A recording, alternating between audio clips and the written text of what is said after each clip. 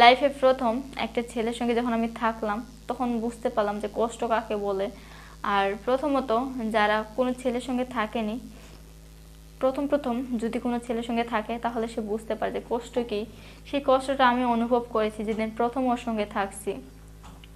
যেদিন প্রথম ওর সঙ্গে থাকছি প্রায় 4-5 ঘন্টা ও অনেক চেষ্টা করছে ও আমাকে আমার মতো করে সুখ দিতে বা ওর মতো করে কাছে পাওয়ার জন্য। 4-5 ঘন্টা পর সে সফলতা হয়েছে। অনেক পদ্ধতি নিয়েছে, অনেক কিছু করেছে, করার পরে 4-5 ঘন্টা সে সফল হয়েছে। আসসালামু আলাইকুম, আমার নাম রিপা, আমার দেশের বাড়ি কুমিল্লা। তো কুমিল্লা থেকে আমি আপনাদের মাঝে কিছু বলার জন্য এসেছি। আমি আমার বাবা মার একমাত্র সন্তান। আমার বাবা মা মোটামুটি ভালো ঘরেই এই জন্ম আমার। আর বেশি একটা মধ্যবিত্তও না, বেশি গরিব ঘরেও না। তো মাঝামাঝি অনেকটাই ভালো ছিলাম, অনেকটাই সুখী ছিলাম, খুব আদরের মেয়ে ছিলাম। তারপরেও সবসময় ছোট থেকে আমার মনে একটা অহংকার ছিল যে আমি এমন কিছু করব আমার উপরে কেউ কোনো কথা বলতে পারবে না। আমি এমন কিছু করব যা আমি ঠিক মনে করব তাই। তো এমন করতে করতে হঠাৎ আমার এলাকার এক ছেলের সঙ্গে আমার পরিচয় হয়। আমার এলাকার বলতে হ্যাঁ, আমাদের এলাকার মাতব্বরের ছেলে।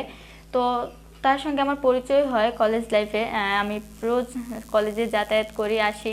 তো রোজ আমি যাতায়াতের পথে তাকে দেখি। আমাদের যাতায়াতের পথে একটা বাগান ছিল, সেই বাগানে রোজ আমি তাকে যাওয়ার সময় দেখতাম, আসার সময় দেখতাম, আর অন্য কোনো সময় দেখতাম না।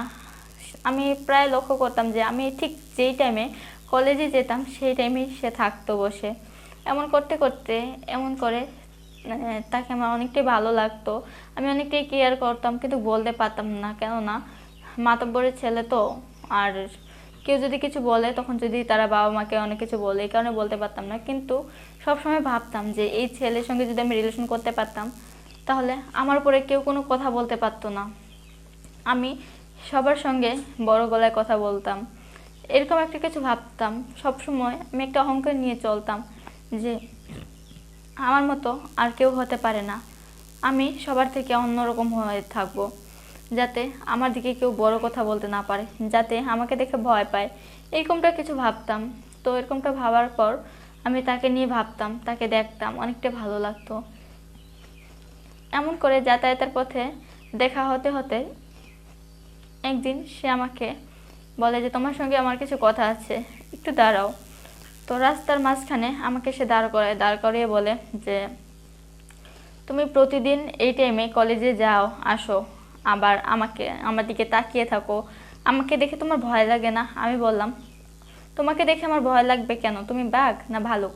আমাকে কি খেয়ে ফেলবে যে তোমাকে দেখে আমার ভয় পাবো? আমি ভয় পাবো কেন? তুমিও মানুষ, আমিও মানুষ।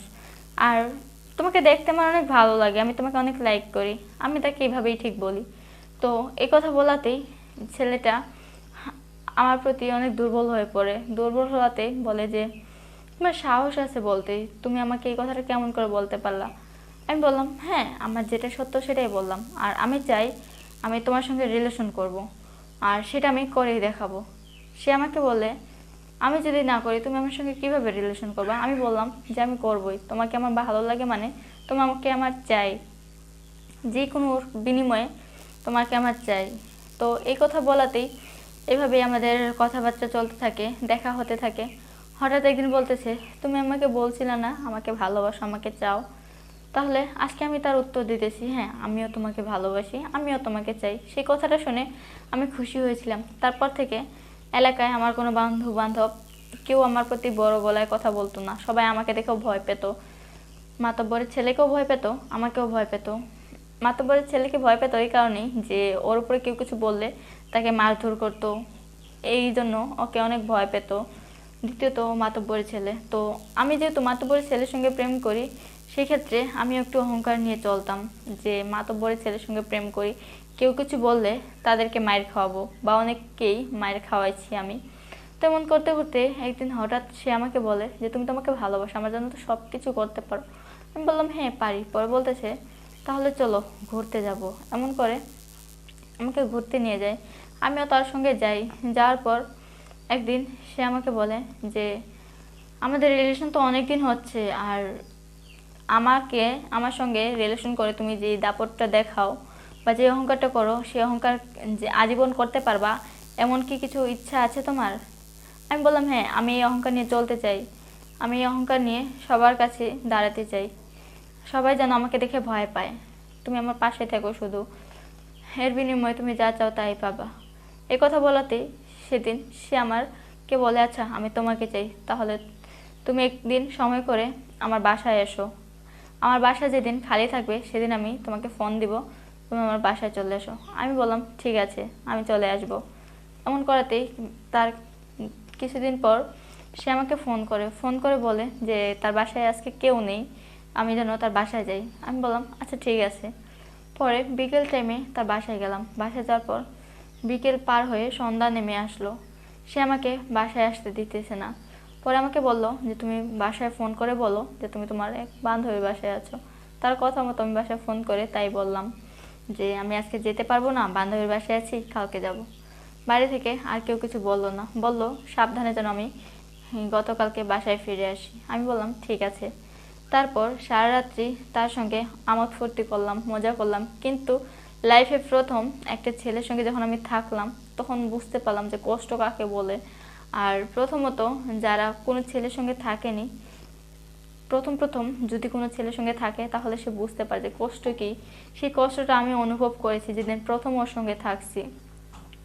যেদিন প্রথম ওর সঙ্গে থাকছি প্রায় 4-5 ঘন্টা ও অনেক চেষ্টা করছে ও আমাকে আমার মতো করে সুখ দিতে বা ওর মতো করে কাছে পাওয়ার জন্য। 4-5 ঘন্টা পর সে সফলতা হয়েছে, অনেক পদ্ধতি নিয়েছে, অনেক কিছু করেছে, করার পরে 4-5 ঘন্টা সে সফল হয়েছে। এইভাবেই সে একে একে আমার সঙ্গে যাতায়াত করে, আসা যাওয়া করে, আমিও তার কাছে যাই। যাতায়াত করতে করতে হঠাৎ একদিন আমাকে বলতেছে যে আমার এরকম করে প্রতিদিন চাই। আমি বললাম প্রতিদিন আমার দ্বারা সম্ভব না, আর প্রতিদিন আমি দিতেও পারবো না। এমন করাতেই তার সঙ্গে আমার ওই দিন রাগারাগি হওয়াতেই আমাকে বলে যে আজকের পর থেকে তার অহংকার নিয়ে যেন আমি না চলি, বা তার কথা যেন আমি কাউকে না বলি, আমি যেন আমার মতো চলি। যদি আমি তার কথা কাউকে বলি তাহলে সে আমার এই কথাগুলো বা আমার সঙ্গে যে মেলামেশাটা করছে, আমার সঙ্গে যেভাবে থাকছে, সব কিছু সে ফুটেজ রেখে দিয়েছে, এগুলো সে মানুষকে দেখাবে। সেই ভয়ে আমি বুঝতেছিলাম না কি করব। আমি মানুষের সঙ্গে অহংকার করতে গিয়ে আজকে আমি নিজে শেষ হয়ে গেলাম। এটা আমি কি করলাম বুঝতেছিলাম না। আমি কি করব, তার কথা রাখবো কিনা, এইভাবেই তার কথা রাখতে গিয়ে প্রতিদিন একইভাবে তার সঙ্গে থাকতে থাকতে আমি কখন প্রেগনেন্ট হই আমি নিজেও জানি না। এক পর্যায়ে আমার মা বুঝতে পারে বিষয়টা যে আমি কোথায় যাই, কি করি। এমন করতে করতে হঠাৎ আমি যখন অসুস্থ হয়ে পড়ি কিংবা বমি করি, তখন মা আমাকে ডক্টরের কাছে নিয়ে যায়। নিয়ে যাওয়ার পর ডক্টর মাকে বলে যে আমি নাকি প্রেগনেন্ট। মা আমাকে বলে যে এই সন্তানের বাবা কে, আর আমি প্রেগনেন্ট হলাম কিভাবে, আমার তো এখনো বিয়ে দেয়নি, সমাজে মুখ দেখাবে কিভাবে। আমি মাকে বললাম যে আমি অমুক ছেলেকে ভালোবাসি, অমুক ছেলেই আমার এই সন্তানের বাবা। তখন সে গেল মাতব্বরের কাছে, যাওয়ার পর সে সব কিছু খুলে বলল আমার মা আমার বিষয়ে আমাকে নিয়ে গিয়ে।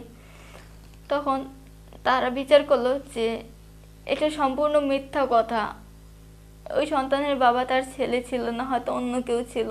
এগুলো বলে আমাকে অনেক অপমান করে, আমার বাবা মাকে অনেক অপমান করে বের করে দেয় ওদের বাড়ি থেকে। পরে আমাকে বলে ওই ছেলেটা যে তুমি যে অহংকার করতো না, তোমার এই অহংকারটা ভাঙার জন্য আমি এই সমস্ত কাজ করতে বাধ্য হয়েছি।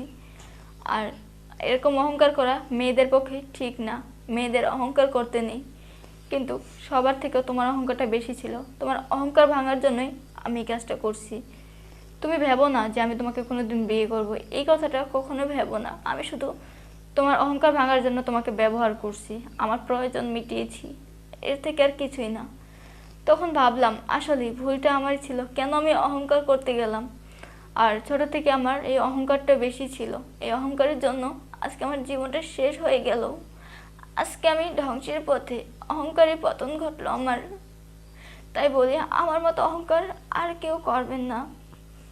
আমার মতো অহংকার করে নিজের জীবনটাকে কেউ এরকম বিসর্জন দিবেন না, নষ্ট করে ফেলবেন না। তাহলে আমার মতো অহংকার করলে এই পর্যায়ে এরকম পরিস্থিতির শিকার হতে হবে। তাই একটাই অনুরোধ, ছেলে হোক বা মেয়ে হোক, ভাই বোন, আপনাদের সবাইকে বলি, আমার মতো অহংকার কেউ করবেন না। আর এখন আমি এই পরিস্থিতিতে পড়ার পর থেকে আমার জীবন থেকে এই অহংকার জিনিসটা আমি মুছে ফেলেছি। তাই সবাই আমার জন্য দোয়া করবেন। আমার জীবনে, আমার মনে সত্য বলতে কোনোদিন যেন আর এই অহংকার জিনিসটা না আসে, এবং কি কোনো আপুরা এই অহংকার জিনিসটা মনে মাঝে নিয়ে চলাফেরা করবেন না। এতটুকু অনুরোধ ছিল আপনাদের কাছে।